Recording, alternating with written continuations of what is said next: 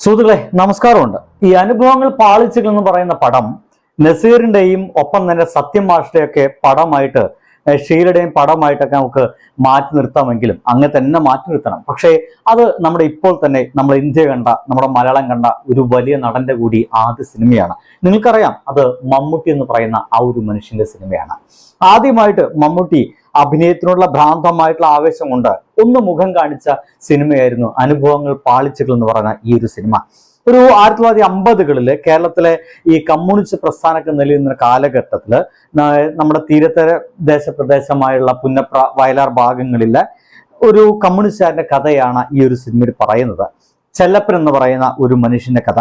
പക്ഷേ അതില് ആ കഥയുമായിട്ടോ ആ സിനിമയുമായിട്ടോ വലിയ ബന്ധമൊന്നും മമ്മൂട്ടി അവതരിപ്പിക്കുന്ന ഈ ഒരു കഥാപാത്രത്തിനില്ല. പക്ഷേ എന്നിട്ട് കൂടി ഇപ്പോഴും നമ്മൾ പറഞ്ഞു വെക്കുന്നത് മമ്മൂക്കയുടെ പേര് അനുഭവങ്ങൾ പാളിച്ചകൾ എന്ന് പറയുന്ന ആ ഒരു സിനിമയോടൊപ്പമാണ്. സംവിധായകൻ KS സേതുമാധവനാണ്.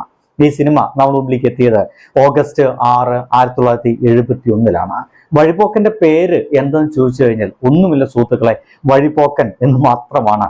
പേരില്ലാത്ത, ഒരു ഡയലോഗ് ഇല്ലാത്ത ഒരു മനുഷ്യനായിരുന്നു. മമ്മൂക്ക എന്നെ പലപ്പോഴും പറയുന്നുണ്ട്, ആ വലിയ നിറഞ്ഞ വെളിച്ചത്തിൽ എൻ്റെ കണ്ണ് പലപ്പോഴും ഇറുക്കി അടയ്ക്കുന്നത് കൊണ്ട് എന്നെ പുറത്താക്കാൻ അവർ ശ്രമിച്ചിരുന്നു. പക്ഷേ അവിടെ നിൽക്കണമെന്നുള്ള അദമ്യമായിട്ടുള്ള ഒരു ആഗ്രഹം കൊണ്ട് അവരുടെ കൈയും കാലും പിടിച്ചിട്ടാണ് അന്ന് അവിടെ അഭിനയിച്ച് തീർത്തത്.